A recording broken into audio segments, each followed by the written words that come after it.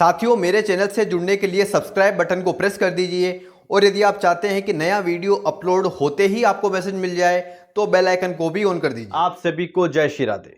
मैं अंकुर जोशी आप सभी का अंकुर एस्ट्रोलॉजी चैनल में बहुत बहुत स्वागत करता हूं।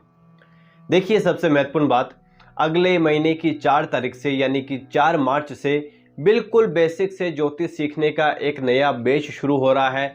यदि आप बिल्कुल जीरो से ज्योतिष सीखना चाहते हैं तो आप इस बैच को ज्वाइन कर सकते हैं।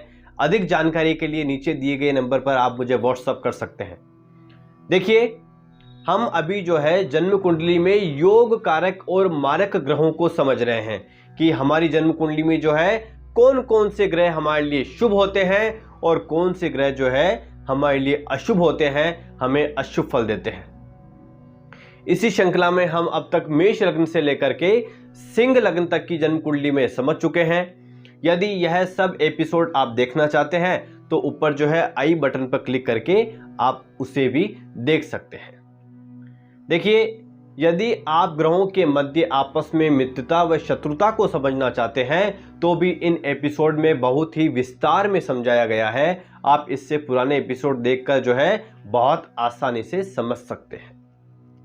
मेरे प्रिय दर्शकों, यदि आपने मेरे इस चैनल को अभी तक सब्सक्राइब नहीं किया है तो सब्सक्राइब करके बेल आइकन जरूर दबा देवें। और इंस्टाग्राम पर भी मैं ज्योतिष के छोटे छोटे टिप्स डालता रहता हूं, तो आप मुझे जो है इंस्टाग्राम पर भी फॉलो कर सकते हैं। इसका लिंक जो है इसी एपिसोड के डिस्क्रिप्शन में है। देखिए, बहुत ही महत्वपूर्ण बात, यह जो योग कारक और मारक ग्रहों की श्रृंखला चल रही है, यह खत्म होते ही जो है हमें कौन सा रत्न धारण करना चाहिए, हम कौन सा रत्न धारण कर सकते हैं, ठीक है, और हमें कौन कौन से रत्न धारण नहीं करने हैं, यह मैं जो है आपको विस्तार में समझाने वाला हूं। देखिए, क्योंकि जब तक आप योग कारक और मारक ग्रहों को नहीं समझ लेंगे तब तक जो है आप जन्म कुंडली देख करके यह पता नहीं लगा सकते कि हमें कौन सा रत्न धारण करना चाहिए। देखिए, रत्नों की भी जो है एक पूरी श्रृंखला चलेगी जो मेष लग्न से लेकर के मीन लग्न तक होगी, तो आप मेरे साथ जुड़े रहें, मेरे साथ बने रहें। देखिए, योग कारक ग्रह जो है अपनी दशा अंतर्दशा में बहुत अच्छे फल देते हैं। उन्नति में हमारे जीवन में जो है उन्नति के मार्ग पर हमें अग्रसर करते हैं। और जब भी मारक ग्रह की दशा या अंतर्दशा आती है तो बहुत सी परेशानियों से हम गिर जाते हैं। तो देखिए, इन्हें पहचानना बहुत ही जरूरी है। देखिए, यदि आपने योग कारक ग्रहों को अपनी जन्म कुंडली में पहचान लिया तो आप उनका रत्न धारण करके उनके बल को बढ़ा सकते हैं, उन्हें बली कर सकते हैं और जो है उनसे अधिक जो है आप शुभ फल प्राप्त कर सकते हैं। इसके अलावा देखिए, मारक ग्रह को पहचान करके हम उस ग्रह का उपाय करके मारक ग्रह की अशुभता को जो है कम कर सकते हैं। अब देखिए, आपके सामने स्क्रीन पर जो जन्म कुंडली आपको दिखाई दे रही है उसके लग्न भाव में 6 नंबर लिखा हुआ है। इसका अर्थ यह है कि यह जो है कन्या लग्न की जन्म कुंडली है।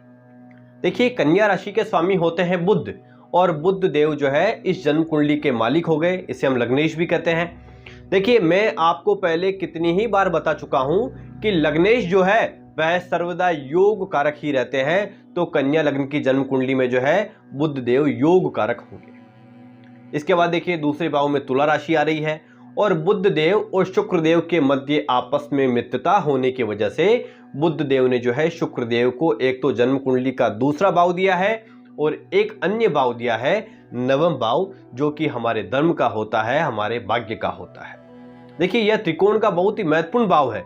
तो यहाँ पर शुक्र देव जो है एक तो त्रिकोण के बहुत ही महत्वपूर्ण भाव के स्वामी हो गए हैं और एक जो है जन्म कुंडली का द्वितीय भाव जिसे हम धन भाव भी कहते हैं, उसके बीच जो है शुक्र देव स्वामी है। तो यहाँ पर शुक्र देव जो है इस जन्म कुंडली में योग कारक होंगे। अब देखिए, तीसरे भाव में वृश्चिक राशि आ रही है और वृश्चिक राशि के स्वामी जो है मंगल देव होते हैं। अब देखिए, बुध और मंगल के मध्य आपस में शत्रुता होने की वजह से यहाँ पर बुध ने जो है मंगल को एक तो संघर्ष का भाव दिया है और जो है यह तीसरा भाव है, और एक जो है त्रिक भाव दिया है, यह अष्टम भाव है। ठीक है, आप देख पा रहे हैं। देखिए कि इस जन्म कुंडली के अष्टम भाव में 1 नंबर लिखा हुआ है, यानी अष्टम भाव में मेष राशि है और यह भाव भी जो है अच्छा नहीं माना गया है। तो यहाँ पर जो है मंगल देव विशेष मारक ग्रह हो जाएंगे, अति मारक होंगे। अब देखिए जन्म कुंडली के चौथे भाव में धनु राशि है और धनु राशि के स्वामी बृहस्पति होते हैं और बुध और बृहस्पति देव के मध्य आपस में मित्रता होने की वजह से यहां पर जो है बुध ने बृहस्पति को एक तो जन्म कुंडली का चतुर्थ भाव दिया है और एक जो है सप्तम भाव दिया है। देखिए यह बहुत ही महत्वपूर्ण भाव है, केंद्र स्थान इन्हें कहा जाता है। तो यहां पर जो है बृहस्पति इस जन्म कुंडली में योग कारक होंगे।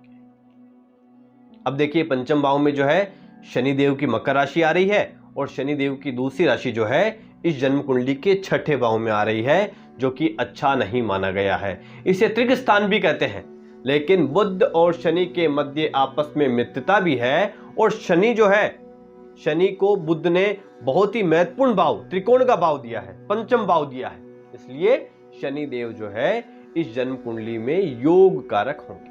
अब देखिए छठे भाव के स्वामी शनि देव के बारे में हमने बात कर ही ली है और सप्तम भाव के स्वामी बृहस्पति के बारे में भी हम बात कर चुके हैं। इसके बाद अष्टम भाव के स्वामी मंगल देव के बारे में भी हम समझ चुके हैं और नवम भाव के स्वामी शुक्र के बारे में भी हम बात कर चुके हैं। और इसके बाद देखिए दशम भाव में जो है मिथुन राशि है, इसके स्वामी बुध होते हैं। यह लग्नेश है, तो लग्नेश जो है सर्वदा योग कारक ही होते हैं, उनके बारे में भी हम जो है बात कर चुके हैं। अब देखिए एकादश भाव में कर्क राशि आ रही है और कर्क राशि के स्वामी होते हैं चंद्रमा। देखिए यहां पर चंद्रमा को न तो कोई त्रिकोण का भाव मिला है और न ही कोई केंद्र का भाव मिला हुआ है। चंद्रमा को यहां पर जो है लाभ स्थान मिला हुआ है। इसके साथ ही बुध और चंद्रमा के मध्य भी आपस में शत्रुता है, तो यहां पर चंद्रमा जो है वो इस जन्म कुंडली में मारक होंगे। इसके बाद देखिए जन्म कुंडली के द्वादश भाव में सिंह राशि आ रही है और सिंह राशि के स्वामी होते हैं सूर्य और बुध ने सूर्य को यहां पर जो है अच्छा भाव नहीं दिया है, व्यय का भाव दिया है, खर्चे का भाव दिया है। तो यहां पर जो है सूर्य इस जन्म कुंडली के लिए मारक होंगे। अब देखिए कन्या लग्न की जन्म कुंडली में योग कारक ग्रह हुए बुध, शुक्र, बृहस्पति और शनि और मारक ग्रह हुए मंगल, सूर्य और चंद्रमा। अब देखिए इन ग्रहों की जन्म कुंडली में स्थिति देखना बहुत ही आवश्यक है। देखिए योग कारक ग्रह यदि जन्म कुंडली के किन्हीं भी केंद्र भाव में होंगे या पंचम भाव में होंगे या नवम भाव में होंगे या एकादश भाव में होंगे या द्वितीय भाव में होंगे, तो यह अपनी दशा अंतर्दशा में बहुत अच्छे फल देंगे। लेकिन देखिए योग कारक ग्रह जो है नीच के नहीं होने चाहिए। यदि नीच के होंगे तो योग कारक होकर के भी जो है मारक के फल देने लगेंगे। तो मुझे उम्मीद है ये एपिसोड आपको जो है अच्छा लगा होगा। यदि अच्छा लगा हो तो लाइक और कमेंट जरूर कर दीजिएगा। चैनल को सब्सक्राइब करना नहीं भूलिएगा। मिलते हैं हम अगले एपिसोड में। जय श्री राधे।